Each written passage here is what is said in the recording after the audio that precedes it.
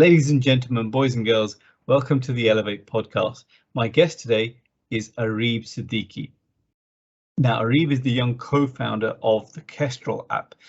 It's a fintech app that gives choice to Muslims who want to do banking aligned to their faith. We have a really interesting conversation. We talk about his education, where he grew up, and how his background really affected the journey of career that he took. We talk about things like mental health. We talk about things like dealing with stress. We talk about kind of life and family and how those things affect us as we go along. And we talk about how he relaxes and some of the fun things that we both enjoy to take our minds off the difficult careers that we have. So I hope you really enjoy this conversation. And as ever, please subscribe and like. Here's Areeb.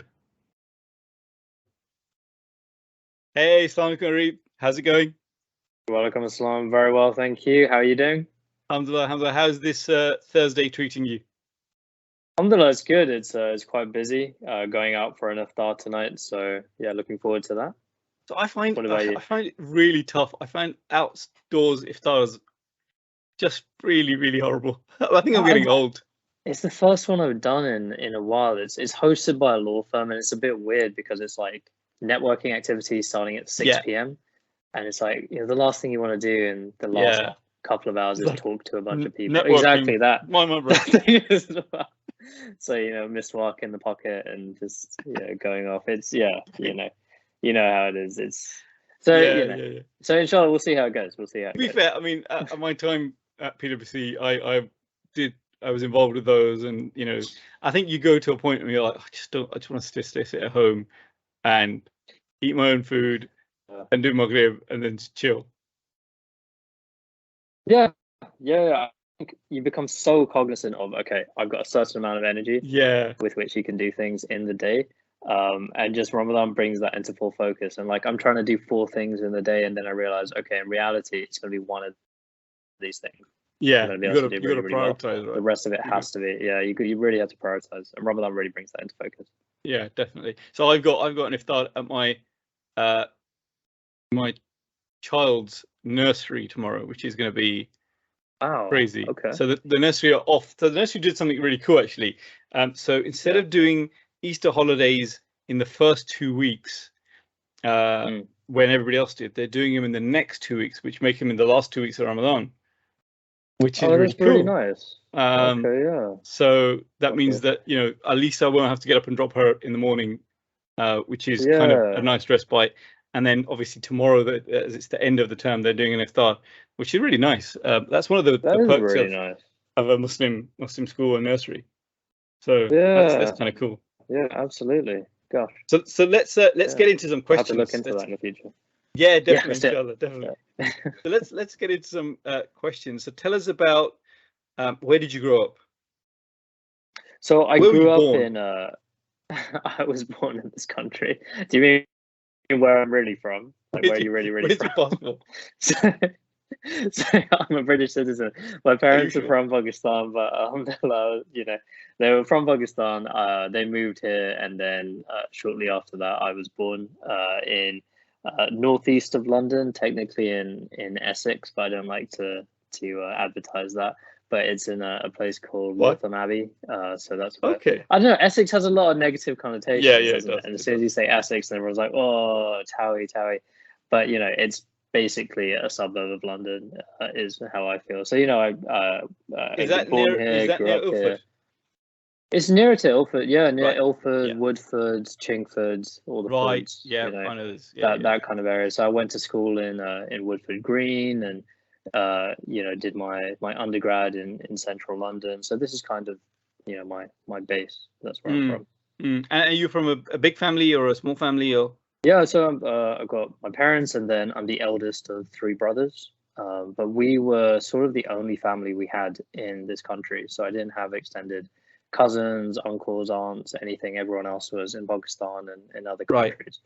So it was a little bit isolated in a way. And I went to a school where there wasn't a huge Muslim population, which is why, you know, hearing about your daughter's nursery and what that's like, that's pretty foreign to me. It would have been incredible you know, to have experience growing up. I was very one of the only, if not the only, practicing Muslim in throughout my school. And it wasn't until I went to university that I met suddenly this huge influx of other Muslims, which was a little bit of a culture shock. Yeah, I can imagine. It's interesting that you're the eldest. Umar, who I spoke to on the podcast, someone, he's the eldest. Iqbal, who I spoke to on the podcast, he's the eldest. Yeah. And you all went into finance. Very interesting. Is there a pattern emerging?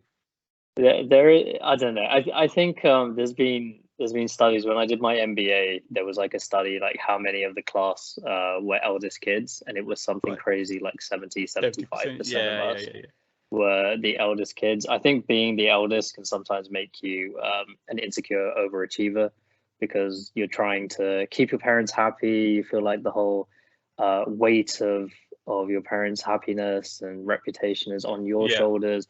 So I think you'll be doing things like trying to play it by the book and trying to do things as much as you can. My dad was from a finance background. He's a chartered accountant and was working at places like Bank of New York Mellon and Royal Bank of Scotland as the head of audit and compliance.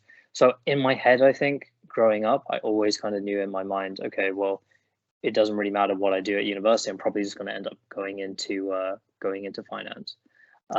So that's, I think, just an idea I always had in my mind, and for better or worse, that's what ended up happening. I think it did take a toll on myself and the journey that I went on, where I just kind of felt like, okay, this is the only thing I can do, regardless of what I want. And I think finding my way through that kind of mess, it was a big part of where I ended up today. Because that is a dangerous idea, right? And I think so there's going to be two questions here. One, I think that's a dangerous idea because we have, in the past at least, gone down the road of academic achievement is the only route to success, right? And I think we're coming out of that. Have you seen that? Because you're a bit younger than me, so have you seen that in your generation, that people are no longer going, well, I need to get 3 A's at A levels and I need to go to a top university and I need to, or are they still kind of thinking in that way? I think if you're thinking from like a parent's perspective, I think it's definitely there that, education is everything, and that's how you build yourself up in this country, and you compete with the natively born English people, and that you need to be smart and you need to be qualified. Qualified was everything, right? Not just getting a degree, but then you need to become a chartered accountant, a chartered financial analyst, or something to set you apart. And I think that is still there to an extent, but I think what I'm seeing now is, in the last 5 years especially, is a proliferation of Muslims moving into the entrepreneurship sector. Entrepreneurship becoming a lot more viable, people being a lot more open to it.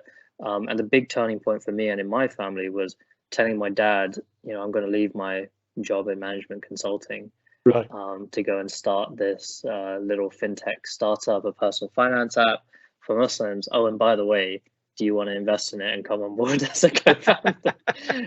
Which, at the outset, might have helped, right?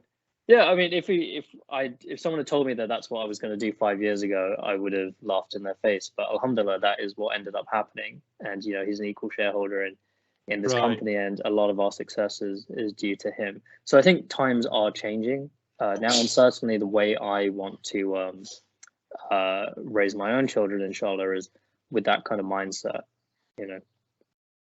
So there's an interesting question that comes up. If you and your dad are equal shareholders in the company, does he ever pull the listen, I'm your dad? I mean, it's so weird. I was thinking about this morning. We do clash, and I think in every startup, in every small company, you need that. You need that. You can't just have a bunch of yes men or yes people around you. Right, who because I come up with some really crazy ideas. So I'm the CEO. My whole thing is, let me think about the future and what we want to do. And then my dad's coming in and being like, okay, but I control the money, so you're not spending on that, you're not spending on this, you're not spending on that. And then our other co-founders, we've got Dying Tamizi, who's my friend from the MBA. He's also quite forward thinking, but he's also a little bit more about focusing on the resources, because he's like our chief operating officer. Yeah. Like, okay, we could do that, but we're going to burn out the entire team, and people are going to end up leaving the company, so we can't do that. And then Irfan, who's our CTO, is like, okay, but like the tech isn't there yet. We can't do that. So sometimes I feel like it's me against the world, but I think you kind of do need that. But in terms of whether my dad sometimes puts his foot down and stuff, sometimes we can have some awkward dinner conversations over things. But alhamdulillah, I think we've been working at this for a couple of years now together. And I like to think that through this process, because I think there's a thing, especially in Pakistani households, where as men, I think we're kind of babied for a long time, or at least not seen. Yeah, we're not seen as adults until you're married and have children of your own. I think you're not seen as adults until you're well into your 40s. Yeah, so even then, right? It's weird. It's a weird kind of concept. And when you try and explain it to like non-Pakistani or non-Muslim friends, they don't get it at all. They don't understand it. But that is the case. But I think through this process, it's kind of helped me to stand on my own 2 feet and be seen as a little bit more mature by my parents. So I think that has helped. And how many siblings did you say you had? I've got 2 younger brothers. So one of them is very close in age to me, about 2.5 years age gap. Ali, he's a lawyer, and then the youngest, Fazan, is 12 years age gap, so he's 18. He's a lot younger. Doing A levels, a lot younger. So and how does that feel with them being around? Because now you obviously spend a lot of time with Dad. Yeah. Is there a bit of, hey, we want some attention from Dad too? I don't know. I don't know. I think the youngest has always been closest with my dad and with my parents, because just being seen as the baby. But I think it's weird because this has kind of become a family affair a little bit, because like my brother is technically our head of legal at Kestrl and goes over all the contracts and does all that. So it is useful having a lawyer in the family. And then the youngest, Fazan, interned for us last summer, and it was like a nice thing to put on his CV and all of that. So it's nice to have like a mission, which is not just a business thing, but like a family thing as well. Right, that's really interesting. So did your brothers go to the same school as you? Yeah. So the youngest is still at that school, but we went to a same secondary school. Yeah. And how did you manage kind of the whole being practicing at a school? Because I was in a similar situation where I would be fasting, and I know that there were only 2 other people in the school that were fasting in Ramadan. How did you manage that? Because for me it was actually I found myself kind of ignoring the fact more than anything else, rather than going, oh, this is difficult. I just went, okay, this is just me, this is who I am. How did you manage that?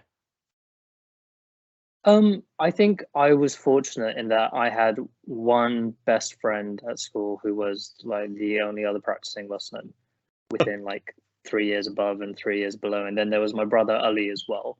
And the 3 of us would go around kind of looking for like a corner in the school to pray in. Yeah. We were like 13, 14.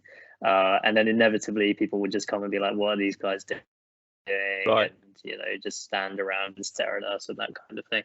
And eventually we asked teachers and said, could we have a proper prayer room, something we could do? And so, it escalated into that. And then by the time we were in 6th form, there were a group of other younger Muslims who were coming in, and it was nice. It was like a little Muslim Islamic society that we had at school that was starting to grow. And now with what I'm seeing with Fazan, my youngest brother, now that he's in 6th form, there's a big group of Muslims. The demographic of the school changed significantly, where it's very mixed, people from all kinds of backgrounds. And there's a big Islamic society of about 50, 60 people turning up for Jummah every Friday, which I could never have imagined back then. But in terms of like how I saw myself, I always, like, alhamdulillah, I never felt like the other, or like, I needed to hide who I was at that school. I think I liked being Muslim. I liked being different, and it was kind of a way that I defined myself. And it wasn't actually until my first graduate job that I actually felt a little bit uncomfortable doing it. But yeah, it was just because I started off on a graduate scheme at Deloitte, which is a big 4 firm. I was in consulting there, and they had a beautiful prayer room at a building that they used to own called Stonecutter Court at the top of the building. And you could see this amazing view of the city, and you could see the Shard from up there. We would do jobs, nice, which could fit like probably 80 people or something in it. But it was one time there was like a leaving drinks or something, and I turned up just to say goodbye to the person and said, I'm going to go because I'm going to go pray. It's utter time. And they were shocked. Yeah. And they sort of said, what, you pray? And I was like, yeah. And they were like, what? So you fast in Ramadan as well? Yeah. I was like, yeah, I do that. And they were just properly shocked, and then asked a question which was a joke, and I didn't take it as anything else at the time, but thinking back on it, it was a bit weird, where they just said, well, you know, as long as your imam doesn't have a hook for a hand, then I think we'll be okay, which is this reference to the infamous imam, what was his name, Abu Hamza or something like that. So thinking back on it, I was like, that's weird because there's so many Muslims in this workplace, and it was Deloitte still so weird to this person and to this group.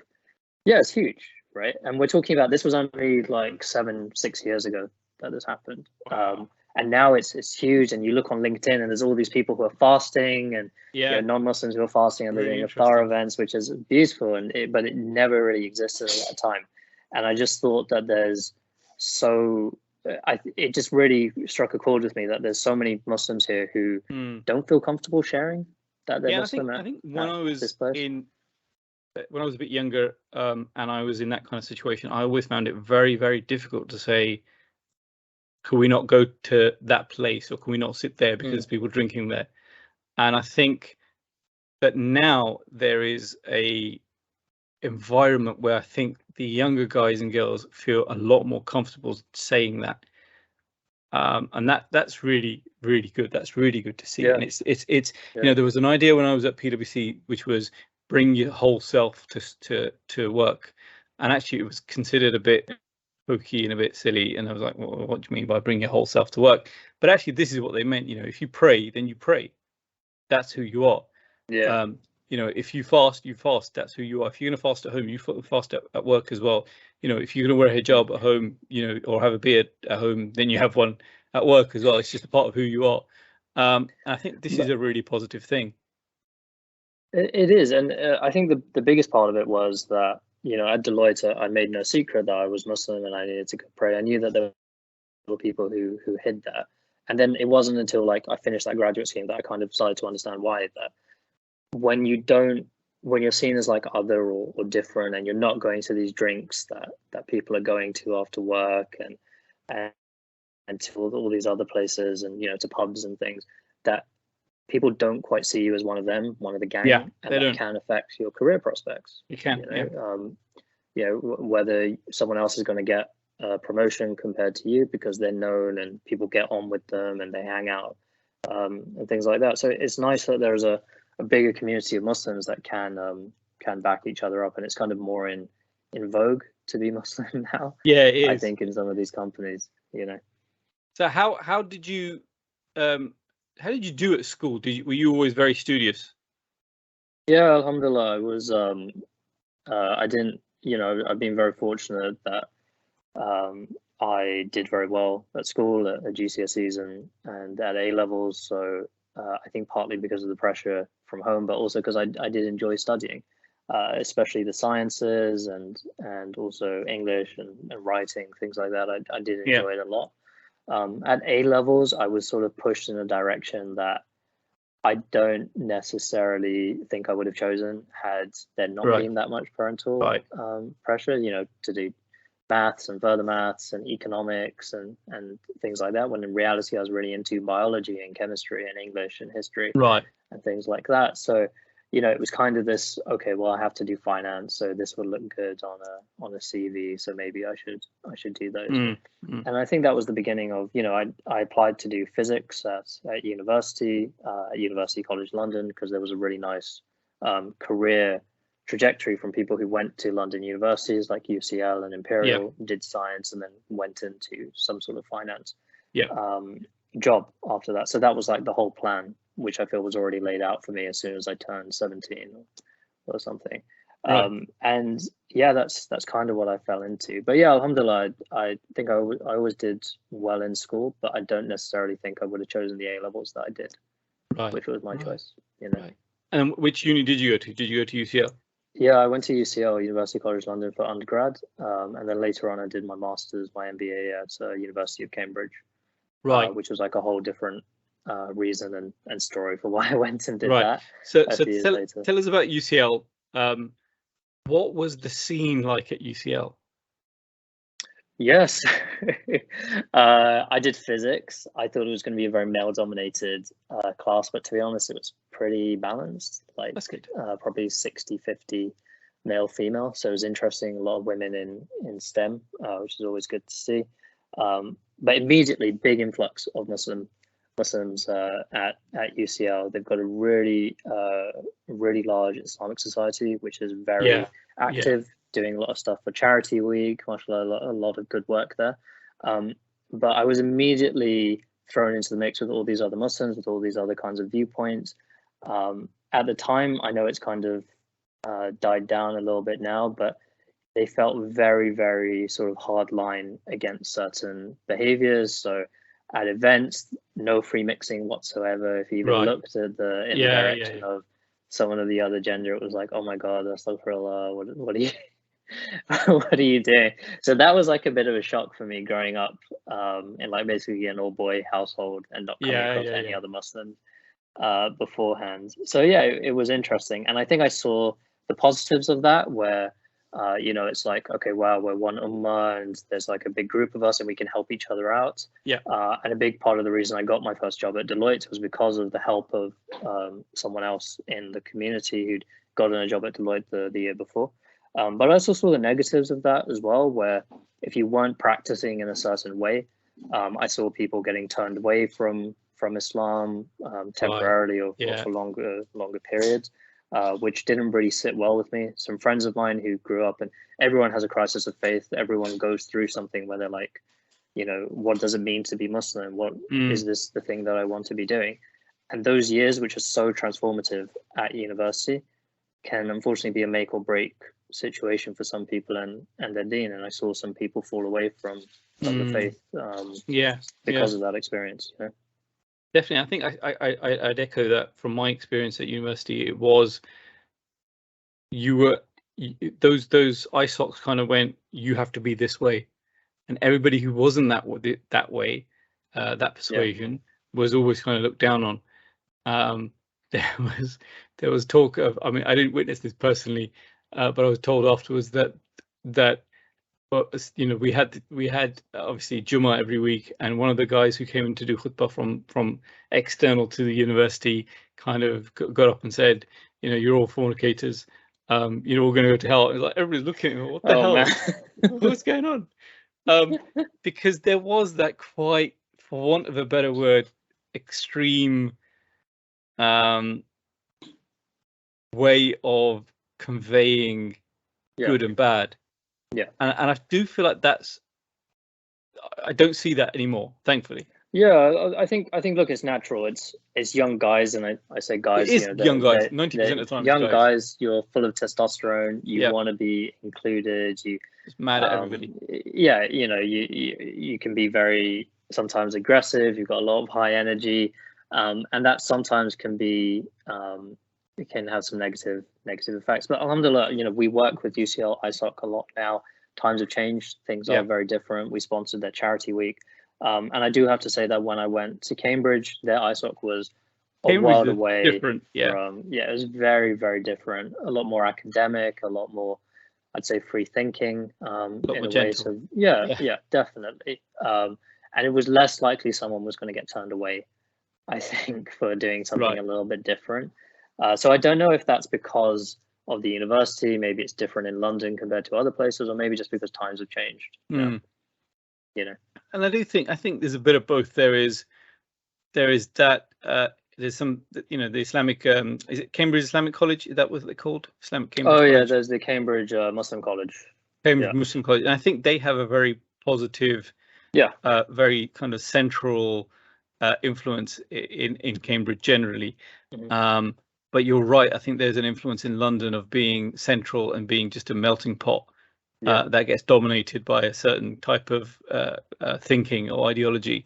I think you don't get that in certain other places, which is probably quite positive.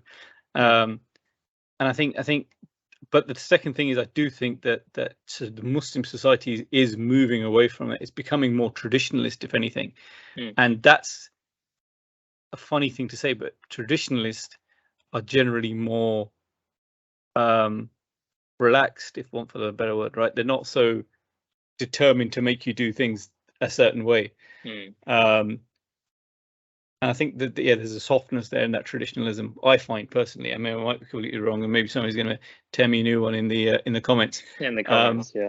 But that's what I've seen. That's my experience. That the traditionalists have a softer way of doing things, and I think that I've always found more positive, personally. Yeah, interesting. I mean, sorry, go ahead. No, go for it. I was just going to say, it might be. I just wonder if there needs to be more involvement from alumni communities, people who are older, who can just weigh in a little bit more, and then maybe that's. I think there is a lot of alumni involvement now, which might be as well contributing to, making ISOCs a little bit more open. Yeah, agree. Agree. And did you have this kind of Sharia compliant fintech or Sharia compliant finance thinking at university, or did that come along a lot later? It came along way late. I mean, I had no entrepreneurial ambition whatsoever. I just thought, okay, graduate job, let me get that tick, box ticked. I've done that. I'm at Deloitte. Next thing, my dad was like, look, you got to get qualified in something, become a chartered accountant. And I was like, I don't think that's for me. Let me try something else. So I started taking the chartered financial analyst exams. So for anyone who knows, they're very hard.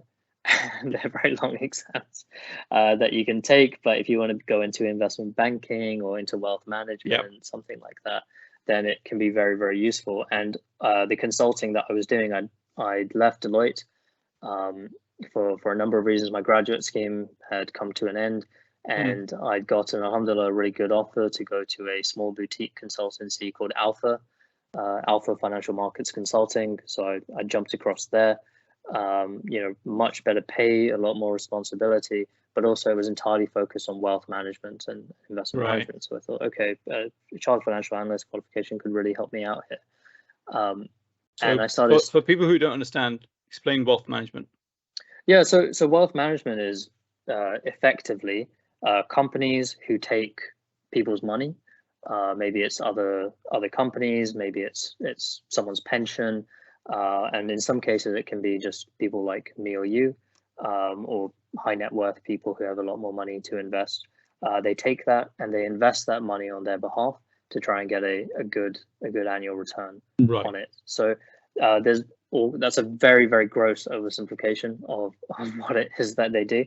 But that is effectively what wealth managers are trying to do and the value that they're trying to provide to their users. So think of people like Aberdeen or Schroders, people like them. They would be considered asset and wealth managers. So I was working for this consultancy that catered to them entirely. We were looking at strategies to help them. We did everything from helping them with the regulator to implementing new technologies, and what I fell into, which was digital transformation, which was really cool because there were apps like Nutmeg, which was coming up, and UBS was trying to launch their own version of it. These things called robo-advisor platforms, which is all about an app that you can download, and through that you can invest your money into a number of funds and grow your wealth in that way. So that was my first kind of introduction to it. And it was also at a time where Wahid Invest was just sort of becoming known. It was like 2016, 2017. About 5 years ago. Wahid was starting to come about. And that was this Islamic robo-advisor. So I learned a lot from this process about what worked, but also what didn't work, because we saw quite a few robo-advisors fail completely. UBS shut theirs down. Investec decided it wasn't working and had to close theirs. Nutmeg completely changed their business model because they just weren't making any money from it. Which is why I was watching Wahid Invest very closely and thinking, well, what are they doing? What is an Islamic fintech exactly? So that was my first sort of introduction to, first of all, fintech, and then this idea of an Islamic fintech that was coming up. And in the background, there's this whole thing of should I be doing chartered financial analyst? Should I be becoming a chartered accountant? And I was just so fed up of having to do these exams, and which I genuinely just didn't really care about that much. And I was studying for it, and it just felt like it wasn't for me.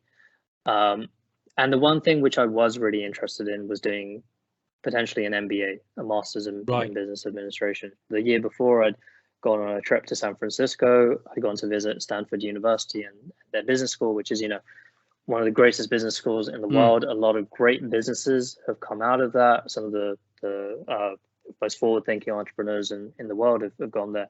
And I kind of just romanticized the idea of this MBA in my mind. So that was all going on in my head in 2016, 2017. And I looked at the prices for going to do an MBA in America, and it was extortionate. How much was it? That comes to mind. 2 years and spending, the best part of £150,000 or upwards, or even more now when you take into account living expenses. Yeah, just especially in San Francisco. Yeah, something like that, and also the salary sacrifice because you can't work at the same time of this. So then I looked at the UK and I thought, okay, there's these 3 ones which I'd really like to go for. There's Cambridge, there's Oxford, and there's London Business School. So without telling anyone, I just bought some books to study because you have to do something called a GMAT, which is like an aptitude test for an MBA. And I looked at the entrance dates, and I had 2 weeks left in the final round to apply for all of these universities, and Oxford had actually passed. So I had to write to the admin team specifically and said, do you have any spaces left or anything? And they said, yeah, if you apply like in the next week. So I just bought a book. I did some studying. I went in and took an exam and sent off an application at the same time. And alhamdulillah, I got a decent enough mark that it was just about good enough for these universities to enter. And I just thought in my mind, look, I'm going to apply. If nothing else, I've got nothing to lose by applying, and it will be good for next year when I reapply. It'll be like a nice practice. And alhamdulillah, I actually started getting interview offers from all 3, which I was kind of shocked by. And at that point, I told my parents and was like, look, I know you really want me to do this, but I think this could be really, really good for me. At the time, I thought either I leave Alpha and go to do consulting somewhere else, or potentially I could find something entirely new, which I'd never discovered before from doing the MBA. And of the 3, for a number of reasons, I ended up choosing Cambridge. It was cost effective. I got a little bit of a scholarship from it as well, and also Cambridge as a brand matters. It still matters to people a lot. It's not a million miles away from home either, is it? No, it's not. It's not. So, I did live over there, but every other weekend I was coming back and and all that. So yeah, it was good, and alhamdulillah, I can honestly say that year away, taking that sabbatical from work and doing a year's MBA at Cambridge changed my life, and I would not be doing anything like I am now had it not been for that year at university, because I met my co-founder. I got introduced to the idea of entrepreneurship. We suddenly came up with this idea of, well, what if we tried to make Islamic banking better, right? Islamic banking in this country is broken. Why don't we take some of the ideas which my co-founder had seen in Malaysia, combine it with my experiences in fintech, and try and do something better for the Muslim population here. And had I not gone to Cambridge, had I gone to somewhere like London Business School, had I not met the people that I did end up meeting, I'd probably be working in an investment bank or a wealth manager somewhere today. So alhamdulillah, I think everything happens for a reason. People are put into your life for a reason. But yeah, that was a really humbling and crazy experience. So from kind of school and then Deloitte and then Alpha, what are some of the lessons? What did you feel like you learned up until then that you had in your head? This is the way to do this. This is what I've learned. I think the biggest thing is that you're never going to be happy until you're working for yourself. And I think in Asian cultures, in Pakistani cultures anyway, I can't speak for others, there's a big emphasis on do what makes your parents happy. Which absolutely, I think that is important. Islamically as well, it's very important to honor your parents. But at the same time, there was something really missing in my life. and I always felt constrained by something that I couldn't quite define or articulate. But it wasn't until I would say the first decision that I'd made for myself in my career since A levels was applying for that MBA and not telling anyone that I was doing it until I started to get interview calls. And it was that this kind of waterfall has taken place of things happening in my life, from the business, the people that I met, the business that I founded, getting married, that things that I can't really explain, I could never have planned for. And alhamdulillah, I'm so grateful for all of those things. But it only started when I started taking that approach for myself. So taking your own decisions in your own hands. Yeah, making my own decisions for, understanding that I know my parents want the best for me. And I think parents want the best for their children, and in doing so, they try and steer them in a direction that they know and that's familiar for them to them. Yeah. And for my dad, that was financial services, and that was do a chartered exam, become a chartered accountant. Right. And that's how I know that my child's going to be okay in this world. Yeah, of course. So of course it's completely natural, and I would think exactly the same way. But at the same time, the world changes. The world's moving on.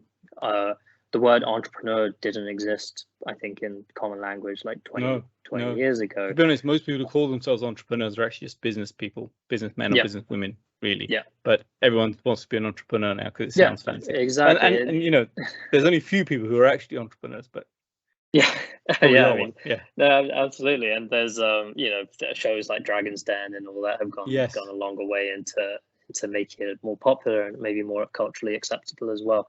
But I think times are changing, but I think that's the biggest lesson. And I like to think that that's a lesson that my brothers have also taken on board. So like Ali, the one who's 2 years younger than me, wanted to be a lawyer, and he actually quit a job at a big 4 firm because he wasn't happy there, and decided, no, I'm going to go and do a law conversion course, and whatever it takes, no matter what people tell me, I'm going to try and be a lawyer. And after like 3 painstaking years, alhamdulillah, he got a training contract with a law firm, and is now a legal associate. So I think that's really, really important. That would be my biggest takeaway. That's interesting. So once you were into your MBA, what was life like? So was there because you went and did this and then you told your parents, was there a difficult period where they were like, "Ladka kharab ho gaya"? So everybody really doesn't understand that. I mean, the boy's gone wrong, essentially. No, I think that what it was as soon as you tell them that, look, I'm going to go do the MBA, but I'm also doing it at University of Cambridge, then it's like, okay, fine. It's fine. We don't need to worry about what your grandparents are going to say, what your aunt and uncle who you've never met in Pakistan is going to say. Because when they ask, your parents will go, he's at Cambridge now. Yeah, he's at Cambridge and he's doing this, right? So I think that matters a lot. I think also my parents were like, okay, this could really increase his earning potential as well, which alhamdulillah did. As soon as I joined in my first term there, I was getting job offers from left, right, and center from people at a much higher salary grade and a higher position than I was at when I was at Alpha or Deloitte. So one of the first job offers I got was for PwC to run a team called Digital Transformation in asset and wealth management. So they wanted me to come on board. I was working directly with one of the partners there to hire people and to bring people on board. So them. I also got offers from Accenture and from IBM. So alhamdulillah, I was definitely seeing that. And it wasn't until the final term of university that this idea that would eventually become Kestrl, the Muslim Money app, actually started to form. Because I'd accepted that job offer for PwC, and I was just kind of kicking back and relaxing for the rest of the MBA, thinking, okay, I did what I came here to do, and that's sorted. And then this idea came about in the final term, and it all started when my friend Daing Termizi, who's from Malaysia and worked in Islamic banking, saw me paying for lunch one day with my Barclays debit card, and was like, why don't you use an Islamic bank? What's going on?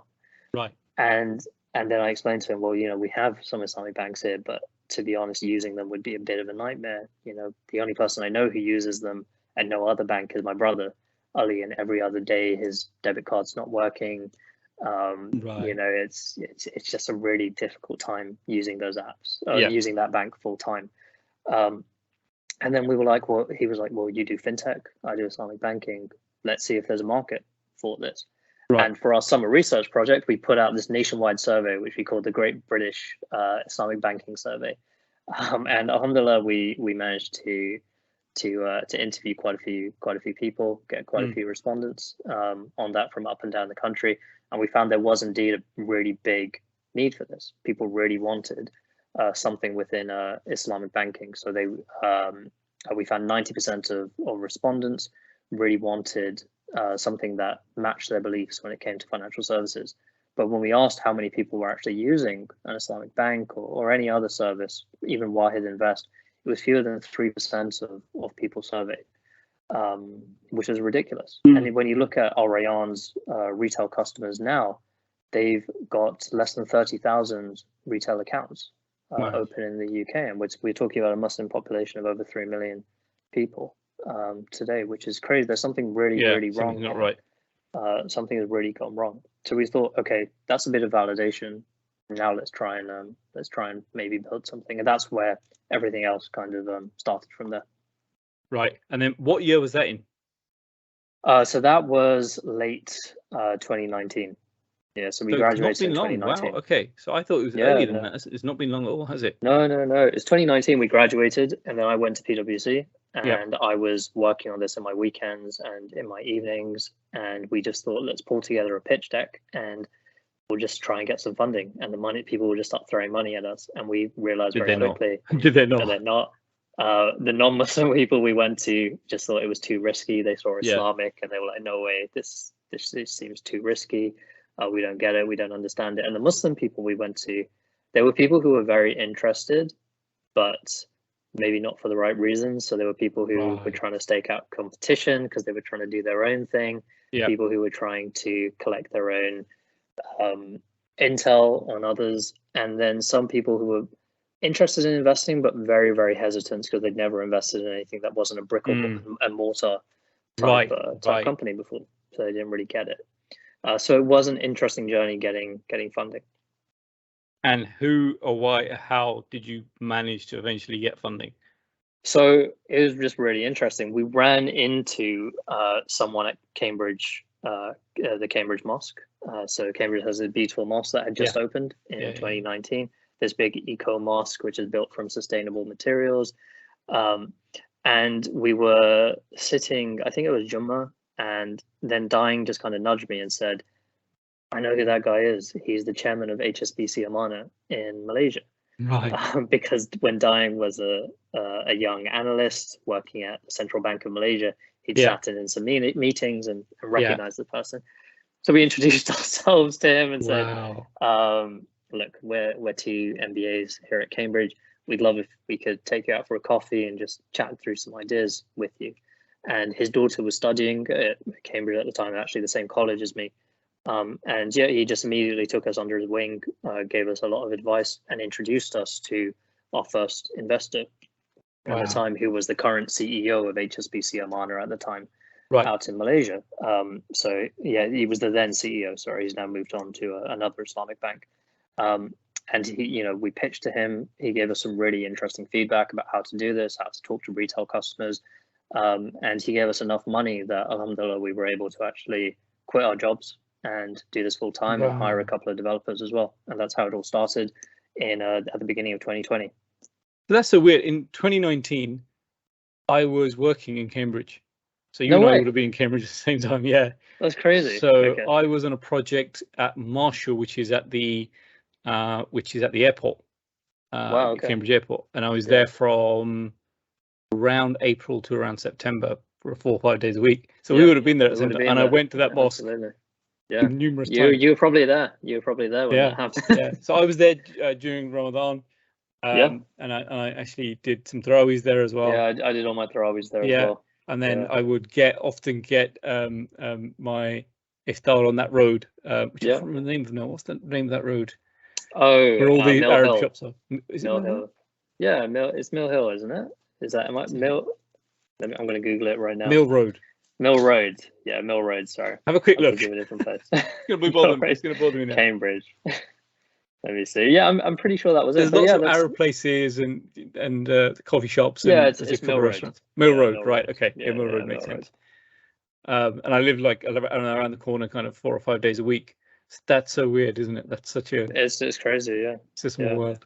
within a stone's throw of each other. So what were your, actually do two things for me, but for people who don't know, summarize what Kestrel does. Yeah, so Kestrel is an app that helps Muslims who want to grow their wealth without compromising their beliefs. So whether it's avoiding interest or any other activities which are deemed to be unethical, we want to help you to do that, to ultimately grow your wealth and to achieve your goals. We do that in 3 ways. The first thing that we ever launched was a budgeting tool. So we use something called open banking, which allows you to plug in whatever bank you're using in the UK, Monzo, Barclays, HSBC, plug it into our app, and we'll use that data to create a bespoke budget just for you, categorizing your spending into essentials, non-essentials, and then how much you should actually be saving every single month. So that was the first thing we did, just a bit of money management. The next thing that we help people to do is the actual savings part. And this is a product that we've been working on all Ramadan. We're looking to launch it after Eid. It's called the Kestrel Eggs. Super. Yeah, right. Yeah, it's called the Kestrel Eggs. So what we hope to do with that is you can visualize your goals on an interactive timeline. Maybe it's saving for a new car or a house or a wedding or one day to retire. And then you can save towards those goals in discrete pots of money that we call eggs in these interest-free accounts that you can hold with Kestrel. And you can actually track your goal, how much money is actually being saved towards those goals. But then the really cool part is that you can actually grow that wealth, because we'll link you up with a halal savings account with one of our partner Islamic banks, or with an investment account for longer term goals, things that when you won't need the money for 5 years or so, then you can invest it into a Sharia compliant ISA, for example. So I've not signed up yet. What should I do? You can just head over to kestrel.io. Shall I tell you what I'm going to save for first? Yeah, sure. Go for it. So I'm going to get an LG C1 65-inch TV. Okay. Right. Amazing. That's the first thing I'm going to get. Yeah. Second thing I'm going to get is very childish. I'm going to get a PS5. Oh, no, that's not childish at all. You know what? I just got a PS5 recently. Really? And that was only because my wife hunted around for it for my birthday, and we drove all the way to some little town near Cambridge just to get it, because it was like Argos, I think. Yeah. There was a drop, so we waited in the morning, and then we kept on refreshing the page to try and buy. I was prepared to drive to Blackpool or whatever to try and get this. But yeah, I understand that entirely. So so if you're, let's talk about gaming then for a second. Yeah, that's it. Why? What's in it for you? What do you get out of gaming? Because I went away from playing games for a long time. Right, for 10 years, and then I recently found myself picking up my PS4 and going, oh, do you know something? I didn't play. I never finished Red Dead Redemption. Oh yeah. And I thought, beautiful game. Then I realized that's on my PS3. Now I'm gonna have to sort that out at some point, and I want to go back to that. Yeah. And I didn't finish GTA 5, which is not a very Islamic game, so kids don't play that. I tried to play it as ethically as possible. As ethically as possible, of course. Looking around for that mosque in San Andreas. Yes. Yeah. San Andreas Islamic Center. and then I wanted to play Witcher. Oh yeah, I just started playing Witcher 3 again. Yeah, absolutely. Which is awesome. It's what is it for you? So I'd say 3 things, right? I had this same discussion with my wife recently, because she's just like, why did you do this? Like, how old are you? Yeah. Yeah, exactly. My wife says that. How old are you? So it's like, what are you doing? Why? And it's 3 things, right? I think the first thing is that I really think that video games are, I think, the greatest form of storytelling that there is currently. It's like a book, it's a movie, and you're in the action. You are the main character. You're living and breathing that story. And I think I love the big narrative games, things like Uncharted, which are it's like you're living a movie, right? Yeah. Or like The Witcher, where you get to make incredibly nuanced and difficult decisions, morally challenging decisions, and you think about, well, what would I do, right? What would I do in this? So that's what I really like about it. It's like a form of entertainment there. There's another thing that I've discovered, which is that it's a really big form of stress relief for me, especially starting a startup. Yeah. And sometimes when things are feeling overwhelming, like I've got 20 things to do, and a lot of people are coming at me saying like, where is it, where is it, where, oh, you know, where is this? And then I'm like, I can only pick 5 things.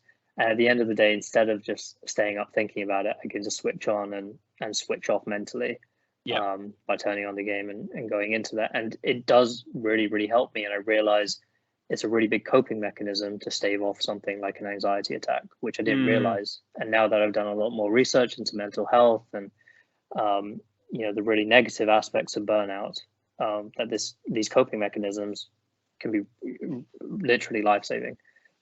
So for me and for a lot of other people, gaming does represent that, and is a big positive, net positive to someone's mental health. I think the third thing as well is keeping in touch with people. So it sounds silly, but aside from the PS5, I have this really old laptop from 2007 where I used to play this game called Battle for Middle-earth, which was this, you could control armies and go against people on the servers, the EA. That looks amazing. Servers, and it's in Middle-earth.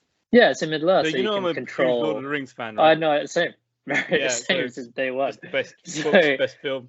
Yeah. So you can control different factions: elves, humans, goblins. You got it right there. So, you know, and there were a group of friends who I knew from like GCSE since we were like 13, and we used to play this game. And I hadn't spoken to them in literally 10 years. And then as soon as lockdown started, I got out this game on the laptop and I was like, let me do this. And then I just dropped a text to someone I hadn't spoken to since we were 18 and said, this is going to sound crazy, but if you've still got this game, let's log on and play this. That's brilliant. And he's now, I would say, one of my closest friends, which is a crazy thing to say. So I've never played this. You're going to have to send me a link because I need to try this. I will, yeah. You can download it online for free today because, you know, EA doesn't run the servers anymore. So it's just fans who It's on a thing, it's freeware. It's a free server that people maintain and they run. And, you know, I think there's a big part of socializing and keeping up with people, especially in lockdown where we couldn't do anything, which was really nice. And, you know, this is a friend I hadn't spoken to in 10 years. And next thing you know, he's at my wedding as one of my groomsmen, you know, just because of this game. So, yeah, I know this is a crazy tangent. One aspect of gaming. So I agree with everything you've said on gaming. I think for me, stress relief, you know, I've got quite a busy job, right? So I have to do, like you say, 10, 15, 20 things. There's clients coming at me. There's internal people coming at me. But what I was saying is I completely agree with you on the gaming thing. So, you know, like you, I've got this hugely busy job where I've got clients coming at me, internal stuff, people from above and people from below all going, hey, I need something, I need help, I need, you know, and I do find what you said is really important. There is an aspect of, and then at home, alhamdulillah, you know, you're not quite here, but inshallah you will be. I've got 3 very small children, right? And it's like mashallah, crazy. So we've got Maryam who's 4. I can't imagine. And I've got Hamza who's going to be 2 in June, and I've got a baby Sarah who's 2 months, right? Wow, mashallah. Yes. So they are kind of full on. Right, and my wife does an amazing job looking after them, but they are like constantly rah. So it's really nice to, when they've all gone to sleep, right, to close the door, I'll make myself a cup of tea, you know, get you know, like I say, GTA or Witcher now out, and just remove myself from this current place that I'm in, which is not a bad place. It's not saying it's a bad place. It's saying there is a lot going on. I'm going to take my mind and I'm going to put it over here for a minute. And it challenges my mind in a different way. I'm not thinking about how do I word this email? How do I speak to this client? How do I put together this deal? It's not that. It's there is this monster that I have to slay, right? Or there is this job that I have to do on GTA, right? It's just taking you away from that kind of day to day. And I find that very useful for my mental health. And I really do. And that's why I've come back to it. The only thing which comes close to that for me is also going to the gym. I don't know what it is, but if I don't exercise or work out after a certain amount of time, I just get really stressed out and I can't explain it. So those things, so gaming and going to the gym being the two big stressors. So I used to play football kind of twice a week, and then I moved from one part of London to another part of London, and I don't have all those people that I used to play with. So one of the things I need to do is find a new get group to back play football, into because that. I find that football playing is, I think men especially, and this is me theorizing here, men especially need something competitive, right? We need something up against somebody, and whether we're winning or losing, that I think does something for our belief, our blood pressure, gets that caveman kind of out of you. And I think, you know, that's my advice. One of the things I've noticed at private schools, they do a lot of sports. They do, right? And I fully believe that these people know, right? The rich people, they know that the kids, teenage kids, need to be worn out for anything to go into their brain, right? So they make them do rugby, they make them do football, they make them do cricket, they make them do swimming and running and all these things that normal people in comprehensive schools probably don't do, or don't do to that extent. Yeah, I don't know. I think the thing is, you know, I went to private school for primary and secondary. I was made to do rugby, cricket, hockey, swimming. The only thing I was good at was swimming, right? Compared to, you know, all these other things, I was like this tiny little Asian kid going up against these massive rugby players. It was just never going to end well. So, and then the other thing is cricket, where everyone thinks, oh, the brown kid's going to be really good at cricket. So I like watching. I was good at cricket. Yeah, I'm not that good at playing cricket. You know, so you know, there's all these expectations. I don't know about that. I do feel quite strongly about private schools. I'm just thinking that I met a lot of not very smart people at private school. Right. I don't think going to private school makes you more intelligent than anyone else. And some of the smartest people I've ever met didn't really have a formal education and went to state school. So or you know, or something similar to that. So I think I'm now at the stage where, you know, Marshall, it's so nice to hear that, you know, you're doing all this stuff with 3 young children as well, and you're probably thinking of schooling as well. My wife's actually expecting our first, so this is now something. Yeah, alhamdulillah. That's amazing news. Congratulations. So, yeah, thank you so much. But it's also making me reassess. So is this the announcement? Are you telling the world right here on this podcast? This is there you go. Look at that. You can say it's a we have an exclusive here on Elevate. The youngest employee in Islamic fintech. Yes. Coming soon. Coming soon. This is a new dimension of diversity. You know, we had ethnic minorities, we had the LGBT group, we had, what else do we have? We have religious groups, we have different types of education. Now we're going to have child labor as well. Child labor as well.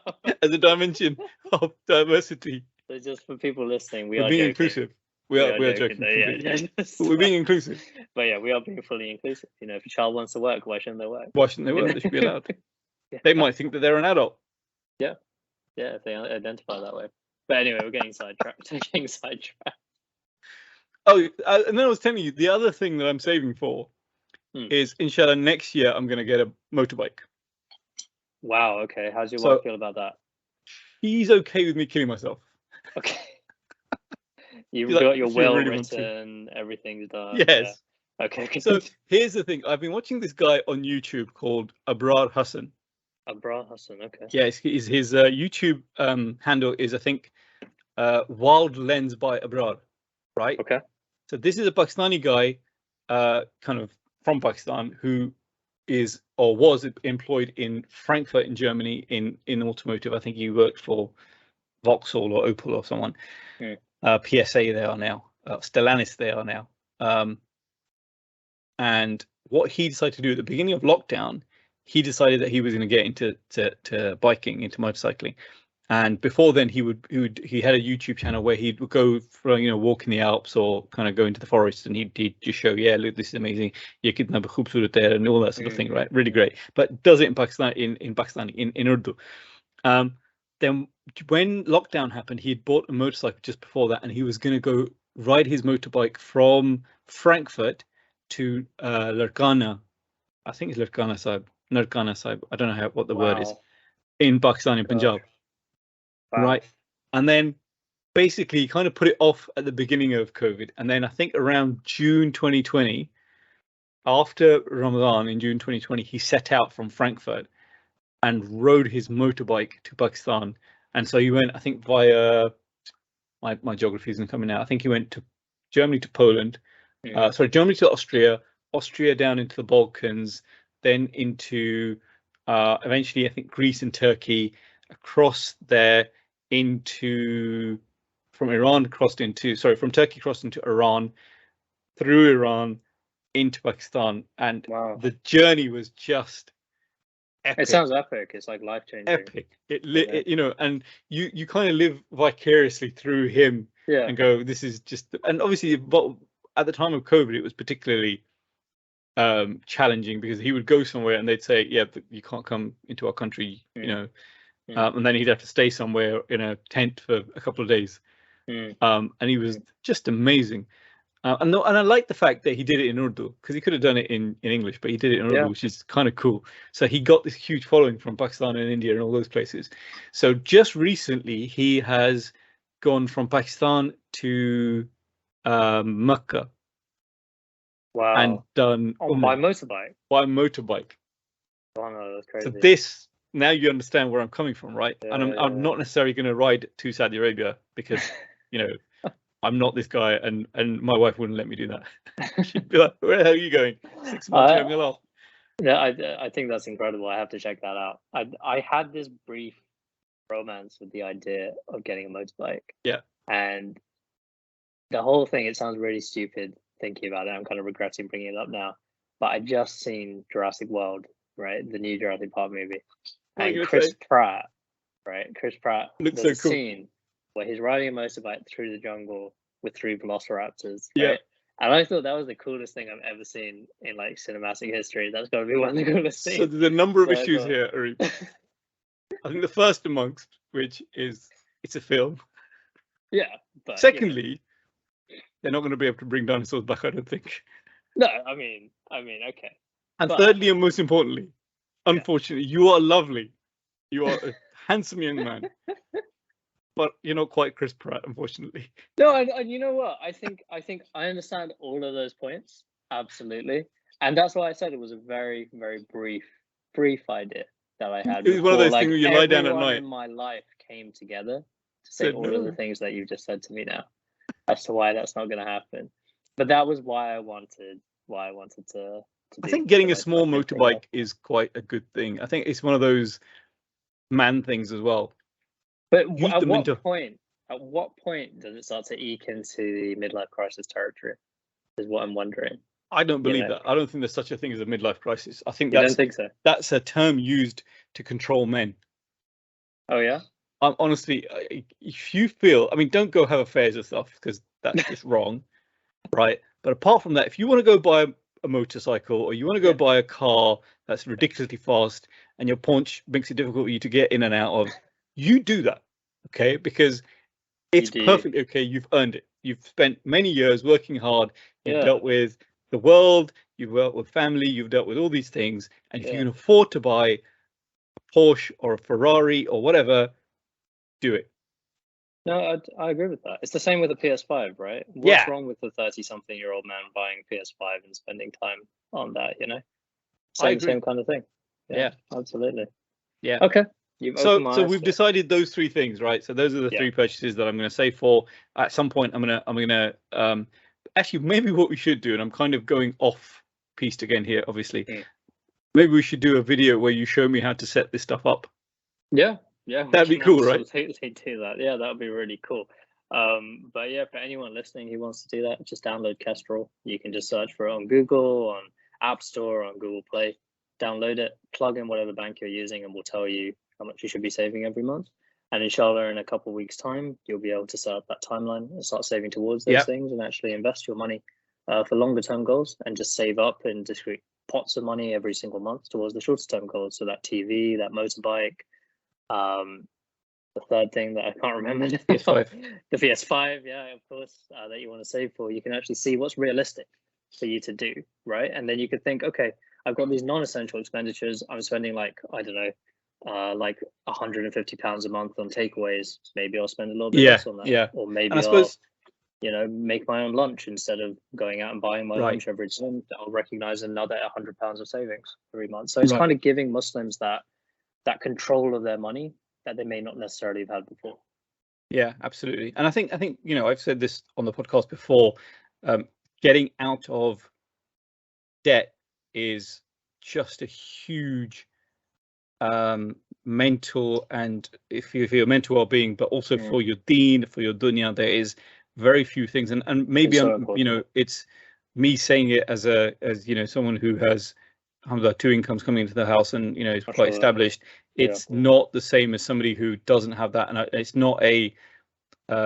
not being kind of what's the word? I'm not being judgmental, because it's a very difficult thing to do, but it's definitely should be the aim of all of us to try and get away from that kind of debt cycle, and have enough money then to go, right, I can now go and do these things, I can go invest it, and because one of the reasons I started this podcast was to go, there are people like yourselves and people like Umar and Iqbal and Shadim and Asad and some of the other people I've spoken to, who have done some great things, and they can teach us lessons as a collective, right? You can take away lessons and go, right, this is the way that we can do something, and be that physically, right? So going to the gym, like you mentioned, or playing football, like I mentioned, or you know, making certain decisions and going, right, I need to make my own decisions now, or saving money, right? These are all part of it, or things that you know, Umar mentioned about being able to be your own self and go, I'm going to make this decision because I'm a Muslim, and you know, my welfare as a Muslim is really key to me. Those things are really important, right? And if people can take that away from these sorts of conversations, then that's really important to me. I think that's if that can happen, that'd be amazing. Absolutely, it's a beautiful mission. Mashallah. So inshallah, you know, that's the idea. So in terms of Kestrl then, what's the next step? What's on the roadmap? So we want to launch this Kestrl egg product. I think that's really the thing that ties everything in together, where you can see your goals, see how you're saving towards them, and then look to grow it. For short-term goals, you continue saving. For longer-term goals, you can continue investing. And I think that's the thing that prevents so many Muslims from actually getting onto the financial journey, because when it gets into, okay, how do I grow my wealth? There's two barriers for Muslims. First of all, it's what is investing? What should I be doing? There's a big educational learning curve there. And then the second thing that comes in is, well, is this even halal? And unfortunately, even today, even with resources out there from like Wahid Invest and Islamic Finance Gurus and some of what we're doing at Kestrl, there's a lot of misinformation where it's like, well, my imam told me that all investing is haram, so got to stay away from it. Or, you know, compounding is completely haram, so got to stay away from it. So things like that we're still battling against. And what's really interesting is, since last summer, we've seen a huge growth on platforms like TikTok, where it's very young people, people aged like in their late teens, early 20s, who are really engaging with our content, are kind of getting it, downloading the app through it. And just, we're getting such interesting feedback from them saying, I've never heard of this before. You know, I never thought that this was possible for a Muslim to do. My family has been in a really impoverished situation. I'm the first person who's actually making money, and now I'm hearing that I could potentially take it even further and bring my family out of debt. It's like a new kind of concept for them. And what really brought that into view recently was Islamic Relief did the survey. Sky News reported on it as well, which said that in the UK, 50% of Muslim households are below the poverty line.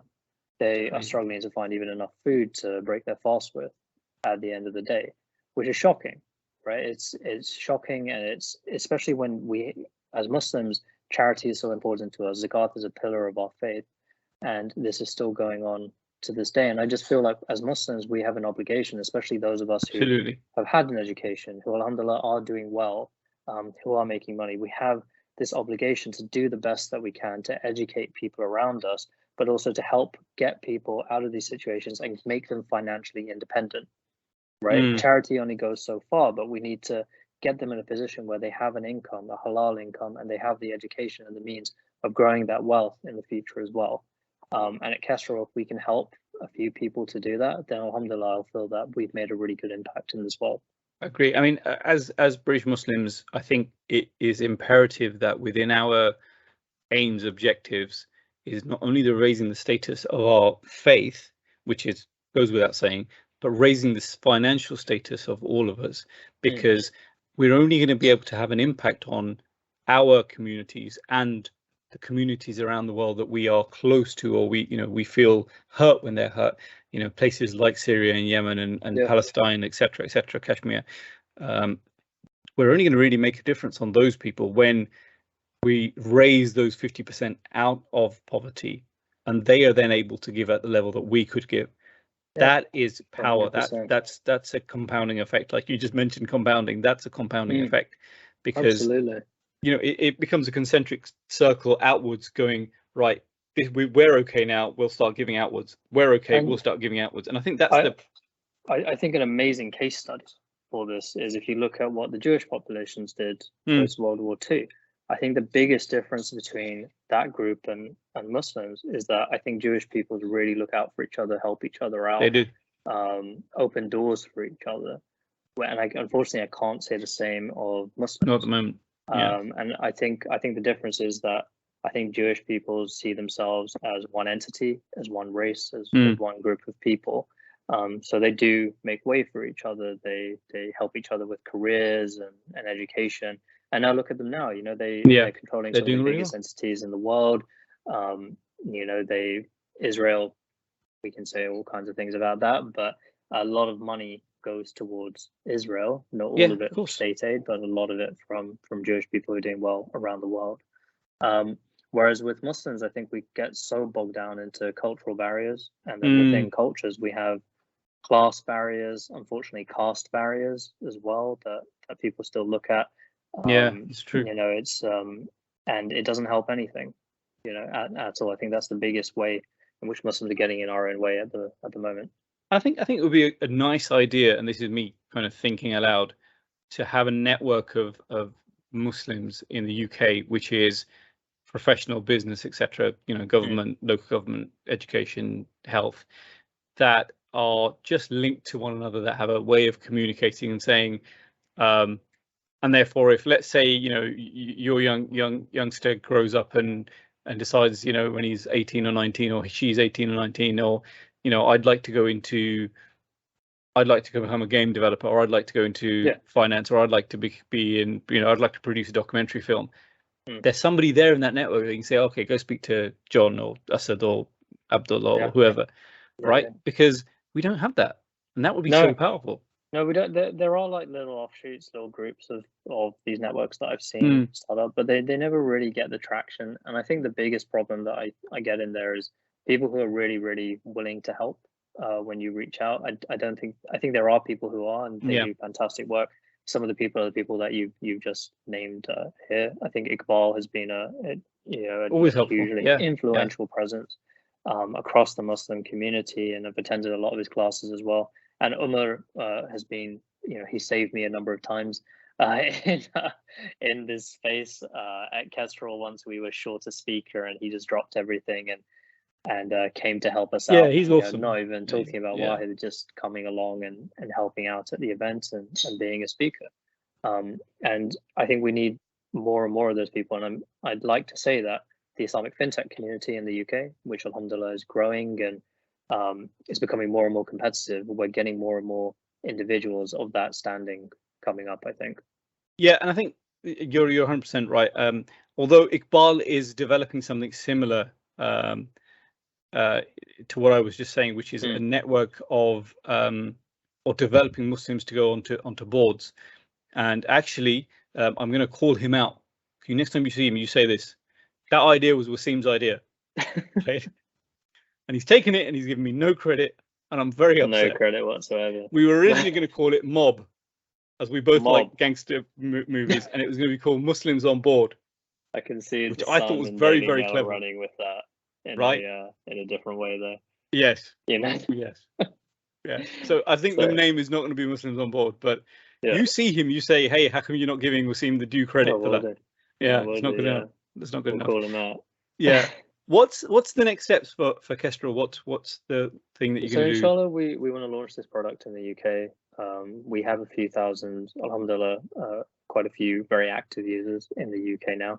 And we want to grow that significantly. So we want to go on a roadshow around the country to introduce this idea to them.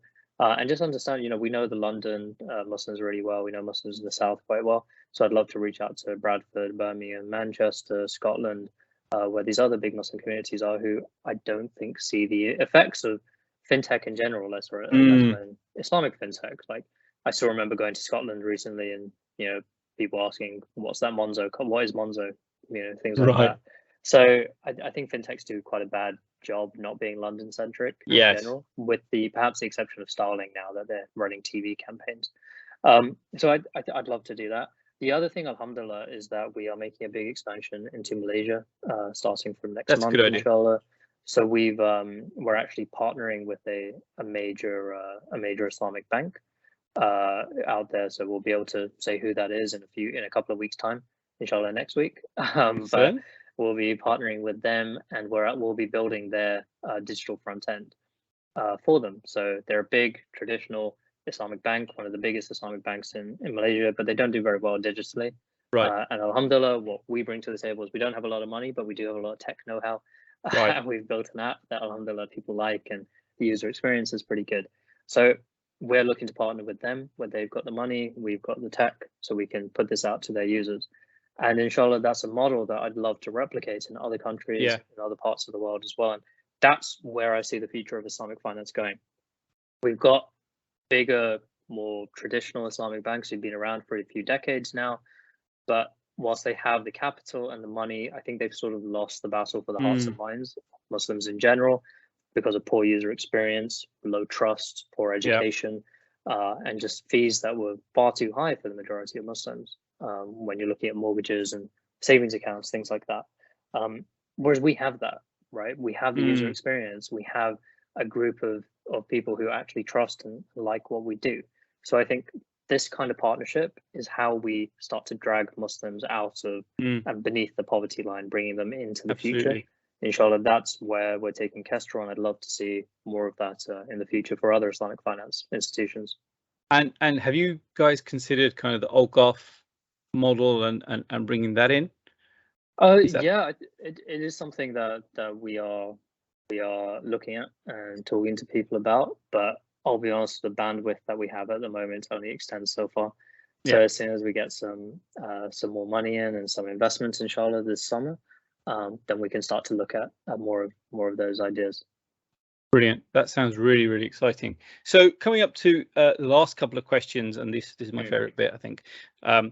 Books, what would you recommend?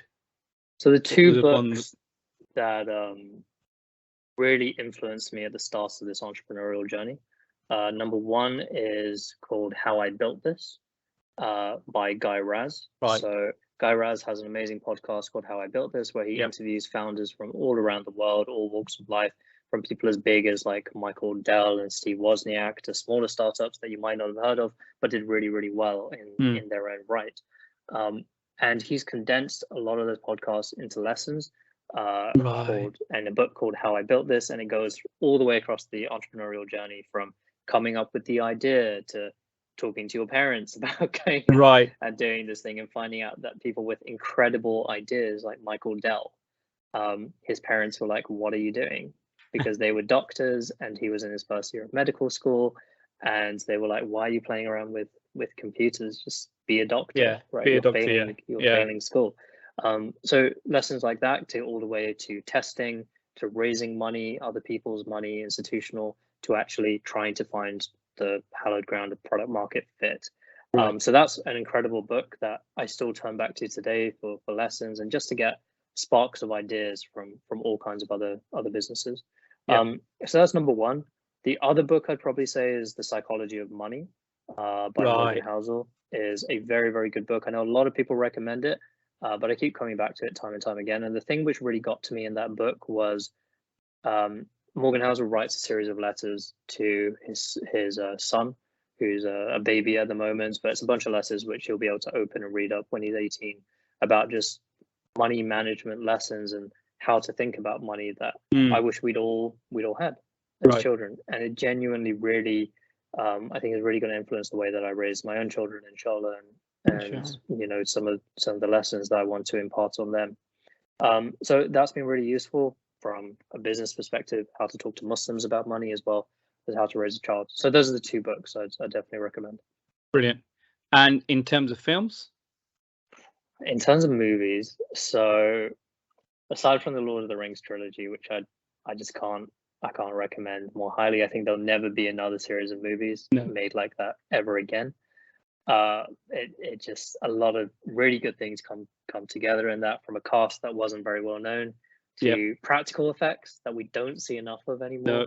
And we're so blinded by special effects and just CGI, that seeing like good old fashioned makeup can actually be a lot scarier. Like seeing the orcs and the urukai and all that is a lot more frightening than seeing a CGI monster.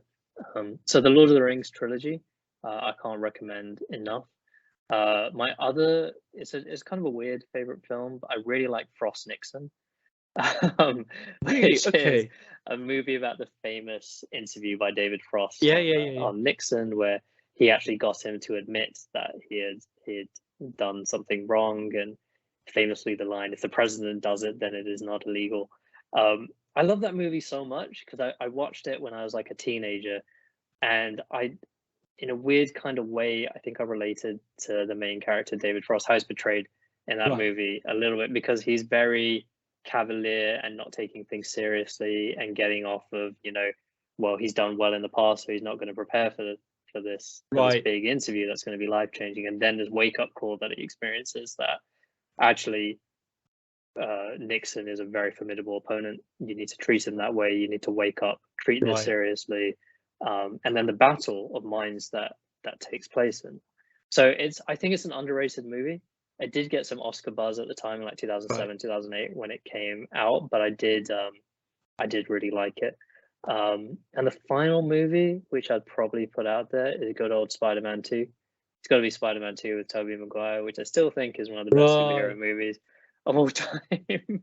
But it's a movie which I still keep coming back to, and I find new things. And it was kind of at a time before the Marvel Cinematic Universe had commercialized superhero movies in general. Yeah, so this was the one with the sand guy, right? No, Dr. Octopus. Yeah. The guy, right, arms. Of course. Yeah. And there was the incredible fight on the train and all of that on the end. And it was this time before Marvel has kind of turned the superhero movie genre into a formula. So every movie kind of has the same kind of story beats, and there's still some incredible Marvel movies. But Spider-Man 2 felt like a real movie. Did you see the latest one? Oh yeah, I was there on opening night. What did you think? I mean, I think we can talk about spoilers now, but yeah, it blew me away just because you got the original Spider-Man back in, right? Tobey Maguire and Andrew Garfield. I think there was a lot of fan service, but I can't fault that movie. It was very good. Do you know what I liked about it? It had a very human vulnerability to some of the characters, especially Andrew Garfield, and actually Tobey Maguire as well, and to be fair, Tom Holland as well. I think there were moments in that where like Dr. Octopus greets Tobey Maguire again and says, "How are you doing, my boy?" And you just kind of feel like you're transported to being back to your childhood. 10-year-old child, very clever. Watching that movie for the first time, and these characters are still there with you. And it sounds cheesy, but there is that. I think the final bit where Andrew Garfield says something like, "You guys are really cool," and I said, "I love you guys." No. He says, "You guys are really cool." Really cool. But I'm a bit lame. Yeah, I'm just right. Lame. And then Tobey Maguire kind of pops in and goes, "Oh, no, don't do that. You're amazing." And it's lovely on two levels, because he is the amazing Spider-Man, obviously. But it's just a person going to somebody. You might see yourself in a situation. You might see yourself in a way that you think you're terrible. And a friend of mine once said to me, he goes, "Human beings, we see our own faults magnified. We might not share them with everybody, but we see our own faults magnified. You look at yourself in the mirror and you might go, 'Oh my God, look at this or look at that.' No one else is going to notice that." Yeah. And it's a kind of an echo of that. Absolutely. And we're the main characters of our own movies, right? In our heads. Yeah. So we're understanding everything. Whereas most people don't really know if you're having a bad hair day or whatever. They don't know. All these little faults. They're all worried about themselves. Yeah. Everyone's got the same problems, right? Some people more than others, but it was a really good movie. I think the final thing I'd just say is we just finished the Earth series. So all like 500, 600 episodes. Okay, you in general. So yeah, we went through it. We used to watch it every night as a family. And there is, it's not faultless. There's a lot of There's a lot of repetition. There's a lot of things like this, but there's something beautiful about watching a TV show where all of the characters are Muslim, and it's a show that is unapologetically Muslim. And I think there's something really beautiful about that I'd love to see more of. So the first time I watched that, it messed with my head. Really? Why? Really messed with my head. So the very first episode, there is a scene where the English people, or whatever they're supposed to be, the Christians, they attack the girl, the princess, whose name I can't remember now, and Atul and his friends, Halima Sultan, and Atul and his friends come along and they rescue. And there was something in me going, hold up, why is the brown guy beating up the white people? This is not quite right. So I'm so conditioned. I'm so conditioned that the brown people are the bad guys and the white people are going to be beating up the brown people, right? My mind just kind of went, oh, something's not right. And I went, oh, I'm completely brainwashed. I'm not used to. I'm used to the brown guys always being the bad guys, and this is going to take me a minute to get used to. And it did. I was like, okay. I didn't watch the whole thing. I watched probably the first 2 or 3 series, and I think the COVID lockdown forced me into it. I think Yeah, same with us. Yeah, it was more than anything else. And I suppose we've spoken about games today. So, any favorite games? A game I keep coming back to time and time again is Witcher 3. Right. So it's a game which I've literally just started before Ramadan, and now I'm taking a break, and then I will start again. You can play that 3 different times. You can play it 100 different times in 100 different ways with different things that you do. So there's a lot that you'll get out of it. Uncharted, the series, but specifically Uncharted 4, feels like you're in a movie. Feels like you're in Mission Impossible or something. So it's good, and it's a game that I played with my brothers, so a lot of good memories about that. Spider-Man PS4 is very good. I'm a big Spider-Man fan in general. But playing that game was a real experience. I haven't played it yet. You should definitely play it. And on PS5 you can play Miles Morales, which is the new Spider-Man. So that was very good too. And special shout out to Battle for Middle-earth, which is that game that I play with my friends. You're gonna have to share that with me. Yeah, we will do. If you want to join our crew anytime, you should. All right, good. Okay. After Ramadan. Try not to play games and watch films in Ramadan, but after Ramadan, After Ramadan, inshallah. Areeb, this has been amazing. Sorry, you were going to say something? No. I was going to say thank you because I genuinely thought this was going to be a typical podcast that I've done like 100 times before, where I just talk about this is Kestrl, this is our mission, this is what I do. But it was a lot of fun. So thanks for having me. I'm more interested in the person, because I think that the lessons and the story comes from the person, right? The humanity comes from the person. All the things we do are great, but how you do them and what kind of person you are and what your thinking is and what you do, your lessons, they come from the person. That's why I'm kind of focusing this more on the person rather than the thing that they do. And I'm very interested in the thing that they do, but the focus is always going to be the person. Yeah. So I'm glad you enjoyed it. Because if you're enjoying it and I'm enjoying it, then hopefully there's someone out there who will listen and enjoy it. I don't really care. As long as we're enjoying it. Okay, fair enough. I mean, we had a good time. Yeah, absolutely. Okay, cool. I really appreciate your time, and have a great rest of Ramadan. Have a great rest of the week. You too, and let's meet up after Ramadan. Yeah, definitely. That'll be really good. All right, cool. All right, well, assalamu alaikum. Walaikum salam. Speak soon. So everybody, that was Areeb Siddiqui. As you'll agree, a really interesting conversation and something we can all learn so much from. He's somebody who always kind of had this thing in his mind of wanting to do something different and something really interesting, and I think he's well on his way to achieving that.